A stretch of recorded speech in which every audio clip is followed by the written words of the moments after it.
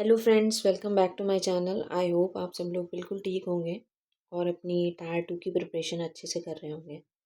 तो करेंटली हम लोग जो हमारा एक टॉपिक है योगा टायर 2 में, उसको हम लोग पढ़ रहे हैं। देखो, मैंने जो बेसिक टॉपिक्स हैं उनको नहीं पिक किया है क्योंकि वो ईजिली आप लोगों को मिल रहे हैं और आप लोग उनको अच्छे से पढ़ पा रहे होंगे। तो थोड़ा सा टॉपिक मुझे भी अलग लग रहा है जो हम लोगों ने पहले से नहीं पढ़ रखा हुआ है, तो उसको पढ़ लेंगे अभी। तो लास्ट टाइम पे भी इसका रिवीजन मल्टीपल टाइम्स हो जाएगा। तो देखो, ये थोड़ा सा टॉपिक है, छोटा सा। इस पर ज़्यादा टाइम तो नहीं वेस्ट करना है, बट हाँ फिर भी अगर आप लोग डेली बेसिस पे 15 मिनट की वीडियोज़ ये देख लेंगे तो आपका काफ़ी चीज़ें कवर हो जाएंगी और बेसिक अंडरस्टैंडिंग्स आ जाएंगी इसके बारे में। ठीक है, तो योगा स्टार्ट करते हैं।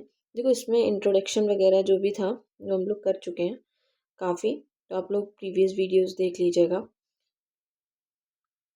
आज जो हम लोगों को करना है, स्टार्ट करते हैं हम लोग। Just a minute.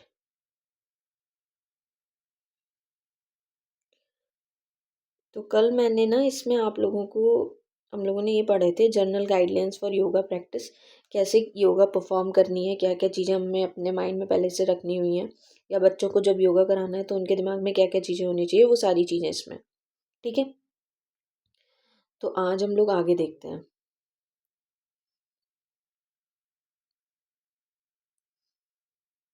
Just a minute। अरे PDF थोड़ा डिफरेंट फॉर्मेट में ओपन हो गया है।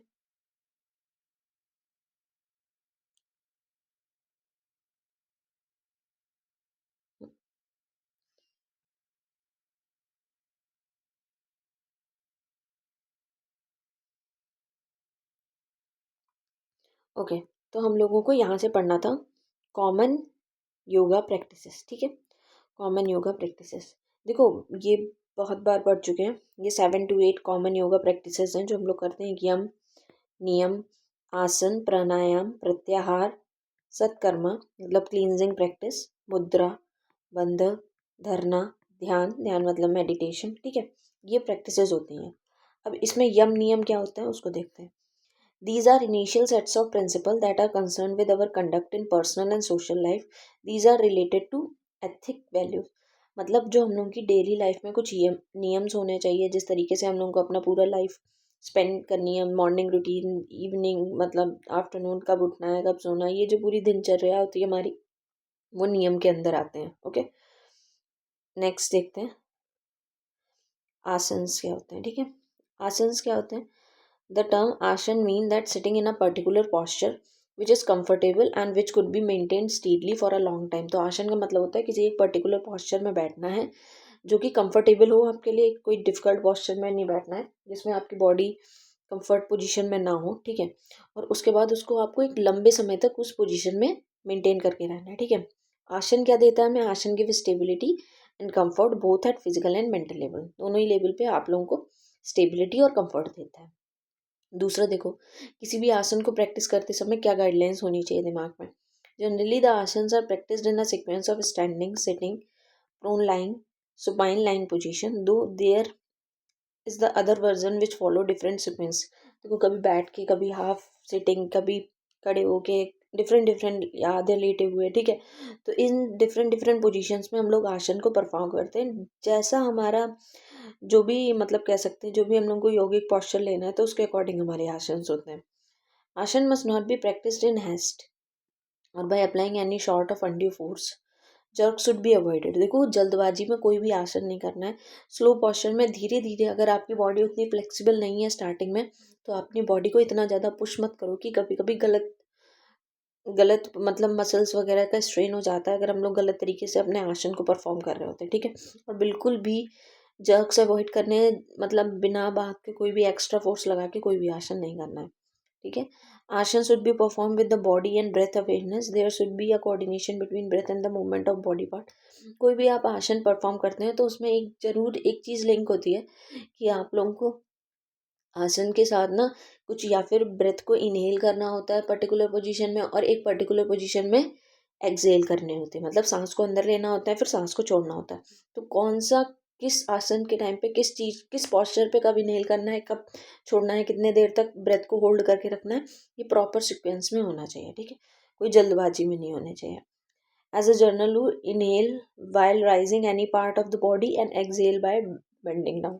वैसे तो हर आसन का अलग अलग होगा, लेकिन एक जर्नल रूल क्या है कि अगर आप लोग किसी भी हम अपने बॉडी पार्ट को उठा रहे हैं ऊपर के लिए, तो तब हमें क्या करना पड़ता है, इनहेल करना पड़ता है। और जब हम बेंड डाउन कर रहे हैं, नीचे को झुक रहे हैं, तो हमें एक्सहेल करना होता है। Okay,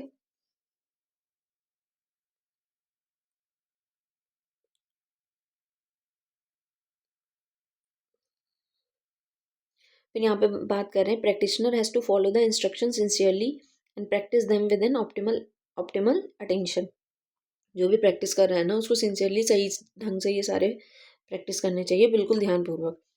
Final position should be attained slowly, step by step, and should be maintained with a closed eyes for an inward awareness within the body। तो ये कह रहे हैं जब फाइनल पोजीशन आती है तो उसको पहले तो step by step slowly slowly उस पोजीशन तक आइए, ठीक है। फिर आंखों को बंद करके एक इनवर्ड अवेयरनेस, मतलब अंदर की ओर देखने की कोशिश करो, ठीक है, विद इन द बॉडी देखने की कोशिश करो। Final position of asana must be maintain for as long as one is comfortable. ये नहीं है कभी कभी ना कि उसमें एक्स्ट्रा वो आ जाती है कि हाँ आज मैं लंबे टाइम तक करूँगा योगा। अरे धीरे धीरे टाइम को इंक्रीज करो, एकदम से किसी भी चीज़ को उसके मैक्सिमम लेवल पे नहीं ले जाना चाहिए, स्लो प्रोसेस चलना चाहिए। पहले 5 मिनट, फिर 10 मिनट, फिर 15 मिनट, धीरे धीरे करके टाइम इंक्रीज करो। तो ये बता रहे हैं अगर आप फाइनल पोजीशन जब कर रहे हैं तो उसको भी ये नहीं है जब तक आप कंफर्टेबल हैं उस आसन में, उसकी फाइनल पोजीशन में, तब तक ही आप उसको करो, ठीक है, फिर आप उसको छोड़ सकते हो। One should maintain the final posture according to one's own limitation and should not go beyond one capacity। भाई जितनी आपकी बॉडी की कैपेसिटी है, जितना आप कर सकते हो उतना ही करो, ठीक है, किसी और के देखने के अकॉर्डिंग अपनी कैपेसिटी से एक्स्ट्रा नहीं करना चाहिए। During the maintenance phase of asana there should be idle and no tremors or any type of discomfort. जब आप किसी भी, क्या होता है, थोड़ी देर के लिए एक पॉस्चर में रुकना होता है, ठीक है, तो उस टाइम पे जब आप रुक रहे हैं तो कोई भी डिस्कम्फर्ट नहीं होना चाहिए उस पॉस्चर में। आपकी बॉडी मतलब स्ट्रेस्ड पोजीशन में उस पॉस्चर को ना परफॉर्म करे, कंफर्टेबल ही हो, ठीक है, वो बात कर रहे हैं। क्योंकि योगा कर ही क्यों रहे हैं कि हम लोगों को कामनेस चाहिए, जो भी हमारी, क्या कह सकते हैं, जितना भी एनजाइटी वगैरह है उसको रिलीज कर सकें, ये सब सारी चीज़ों के लिए। और योगा करने से ही आपको ये सारी चीज़ें, योगा करते टाइम ही आपको डिस्कम्फर्ट हो रहा है तो फिर क्या फ़ायदा है इसका। And utmost care must be taken in increasing the time for maintaining आसन। और हाँ, अगर आप टाइम इंक्रीज कर रहे हो अपनी किसी आसन को परफॉर्म करने का, ज़्यादा देर तक उसको कर रहे हो, तो उसको क्या करो, प्रॉपर, मतलब ध्यान से करो उसको, ठीक है, कि ज़्यादा टाइम करने से कुछ आपकी बॉडी में उससे डिस्कम्फर्ट तो नहीं हो रहा है, तो उसको ज़्यादा देर परफॉर्म मत करो, ठीक है, ये बात बोली हुई है। दूसरा, regular practice is essential. Daily basis पे प्रैक्टिस करना जरूरी है। एक बार कोई आसन सीख गया उसके बाद उसको छोड़ दिया करना तो आप भूल सकते हैं, ठीक है, फिर तो उसको रेगुलरली करो। Body start listening to your command only after a regular and diligent training for a sufficient period of time. तो हमारी बॉडी ना हमारी कमांड्स को तब सुनने लगती है जब आप उसे रेगुलरली, बिल्कुल एक दृढ़तापूर्वक से ना, क्या कहते हैं, डेली बेसिस पे करते हो ना, डिसिप्लिन्ड मैनर में करते हो, तो वो अच्छे से फिर रिस्पॉन्स भी करती है उसके अकॉर्डिंग, ठीक है। और जितना पीरियड ऑफ टाइम के लिए करना है उतने लिए, ये नहीं कि 1 मिनट 2 मिनट कर लिया जस्ट कि रेगुलरिटी ना टूटे। हाँ, आप 10 मिनट कर रहे थे, अगले दिन भी 10 मिनट करो, अगले दिन भी 10 मिनट करो। अगर आपको टाइम इंक्रीज करना है तो उसके अकॉर्डिंग बढ़ा भी सकते हो, ठीक है। If regularity is disturb due to some reason then one should resume the practice as soon as possible.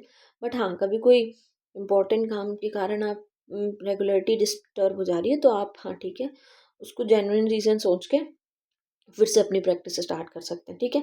तो उससे होपलेस नहीं हो जाना है, फिर से अपना स्टार्ट कर देना है प्रैक्टिस। जैसे आज सभी जानते हैं कि हम लोग एक 21 सेकेंड वाला रूल चलाते हैं कि किसी भी चीज़ को आपको अपनी हैबिट में लाना है तो 21 डेज़ के लिए करें। तो हाँ, 21 वाली साइकिल यूज़ कर सकते हैं, बहुत बेनिफिशियल होती है। In the initial phase, yogic practice involved deconditioning and reconditioning process. Therefore, initially one may feel little fatigue after the practice, but after few day practice, body mind get adjusted and one start experiencing a feeling of well-being and happiness again.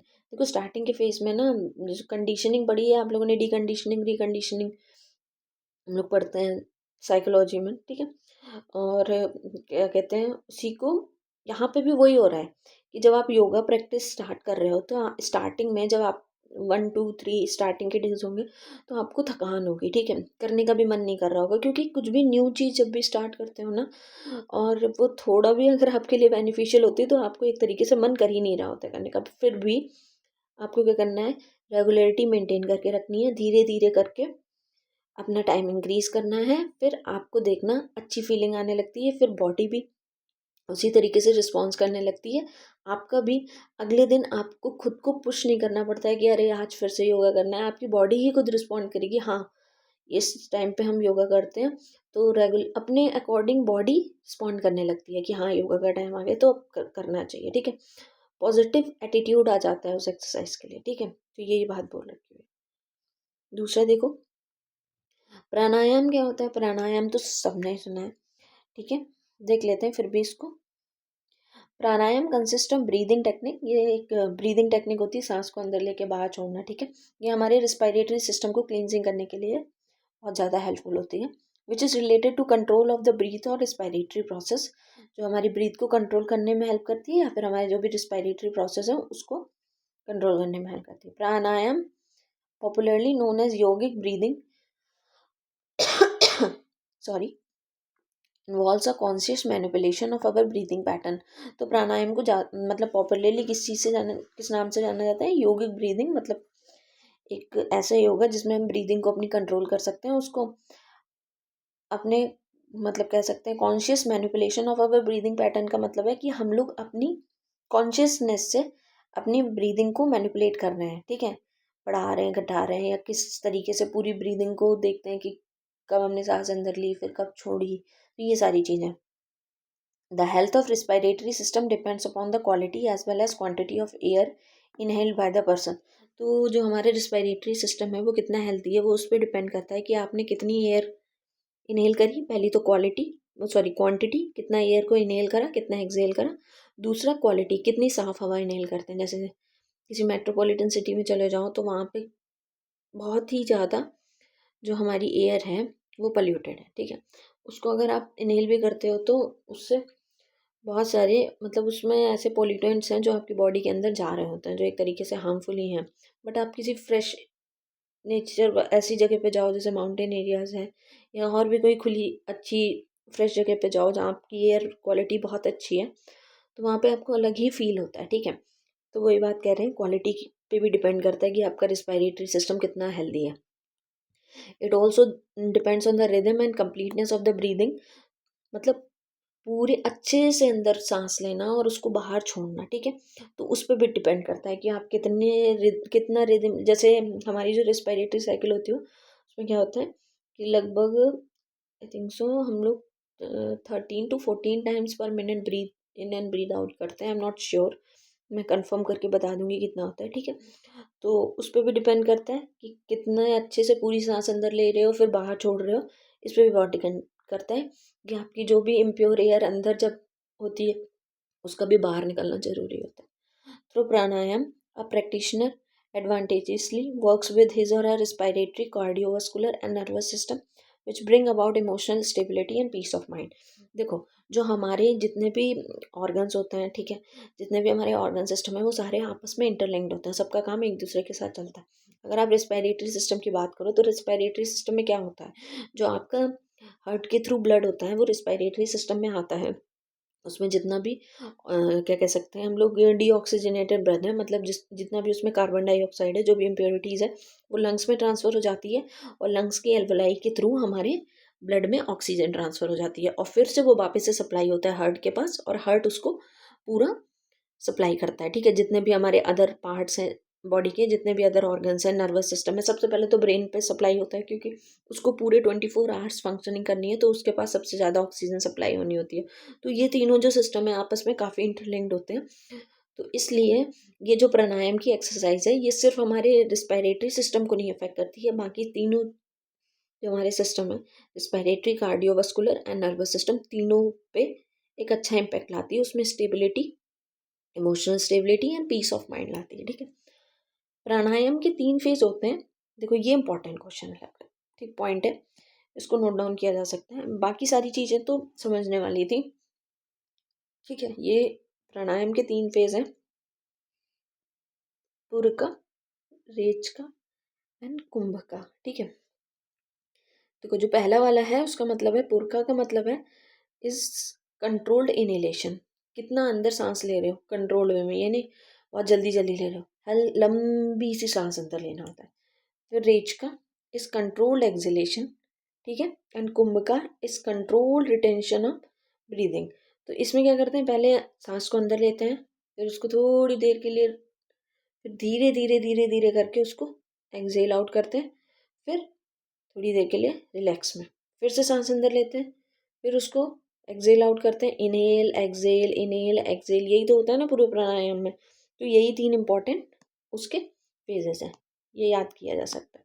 और ये भी देख लीजिएगा किस में inhale करना है, किस में एक्सहेल करना है, और किस में सांस को रोक के रखना है, रिटेंशन का। ठीक है, देखो यहाँ पे रेशियो भी दे रखा हुआ है। देखो इनिशियली द एक्सहेलेशन, मतलब जो सांस को बाहर छोड़ना है रेच का, may be only a little more prolonged in comparison with inhalation, मतलब सांस अंदर लेने का जो टाइम होता है वो कम होता है, लेकिन बाहर छोड़ना है तो वो ज़्यादा लंबे समय तक आपको एक्सहेल आउट करना है।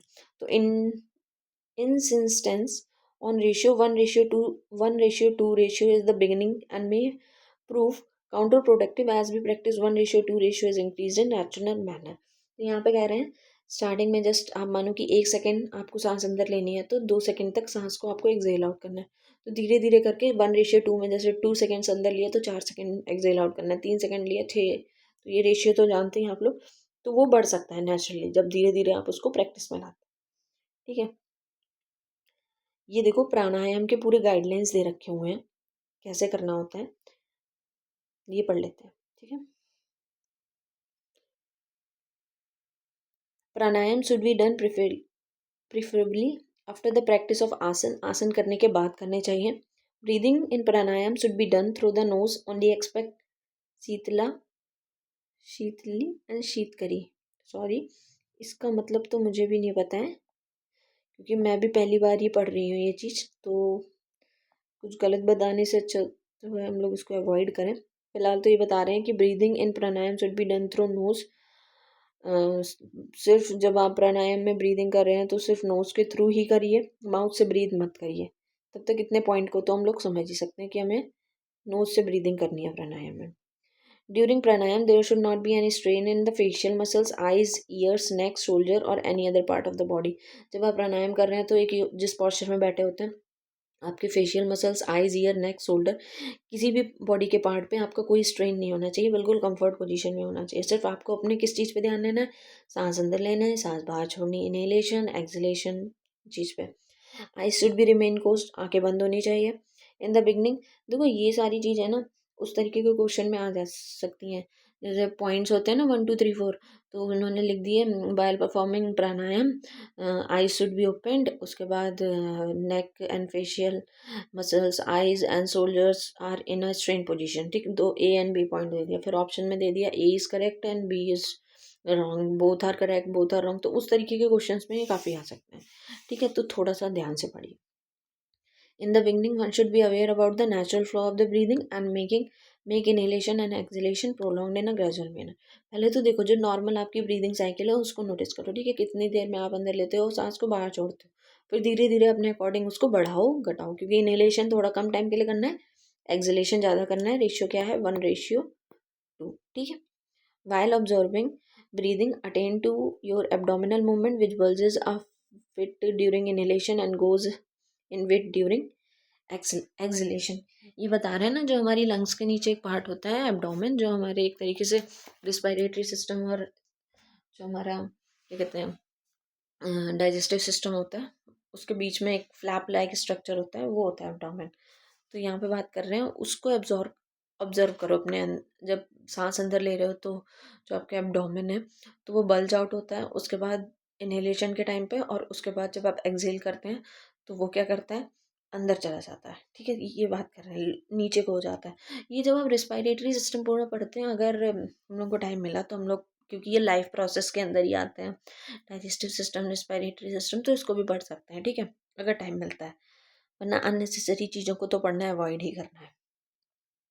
While observing breathing attend to your abdominal movement, ये तो वही पॉइंट है। इन द बिगनिंग स्टेज, ये वही बात को रिपीट कर रहे हैं कि रेशियो 1:2 का होना चाहिए, which means acceleration time should be double the inhalation, मतलब सांस को बाहर छोड़ने का टाइम सांस को अंदर लेने के टाइम से ज़्यादा होना चाहिए, ठीक है, जब भी आप प्राणायाम कर रहे हो। तो इसको बहुत जल्दबाजी में नहीं करना है, ठीक है, नॉर्मल पोजीशन में करना है, कोई भी स्ट्रेन नहीं होना चाहिए आपकी, ना किसी भी बॉडी पार्ट पे, ना ही आपके कोई ब्रेन पे, ठीक है। तो दूसरी चीज़ देखो, इसमें दो चीज़ें जो आज ऑब्जेक्टिव के बेसिस पे मुझे इंपॉर्टेंट लगी, एक तो ये रेशियो वाला, इनहेलेशन और एक्सलेशन का रेशियो कितना होना चाहिए। दूसरा जो चीज़ मुझे इंपॉर्टेंट लगी वो यहाँ पे, ये जो प्राणायाम के 3 फेजेस हैं, ठीक है, ये जो फेजेस है ना, इसको नोट डाउन कर लेना अच्छे से। क्या है, एक है आपका पूरका, दूसरा है आपका कुंभ का, तीसरा है आपका रेच का, ठीक है। और जो आपका रेशियो है वो 1:2 का है। ये दो चीज़ें काफ़ी इंपॉर्टेंट है, ठीक है। तो ये आप लोग नोट डाउन कर सकते हैं ऑब्जेक्टिव के, और जो सब्जेक्टिव चीज़ें हैं वो तो समझ में आ ही गई हैं, ठीक है, जो भी गाइडलाइंस होती हैं किसी भी आसन को परफॉर्म करने की और प्राणायाम की भी। आई होप आप लोगों को वीडियो अच्छी लगी होगी। अगर वीडियो अच्छी लगी है तो आप लोग वीडियो को लाइक ज़रूर करिएगा, और चैनल पे न्यू है तो चैनल को सब्सक्राइब भी करिएगा। अपने फ्रेंड्स के साथ भी शेयर कर सकते हैं, या फिर आपको कोई भी प्रॉब्लम हो रही है तो उसको भी आप कमेंट सेक्शन में ज़रूर शेयर करिएगा। Okay, so thank you for watching the video, make sure to like, share and subscribe the channel.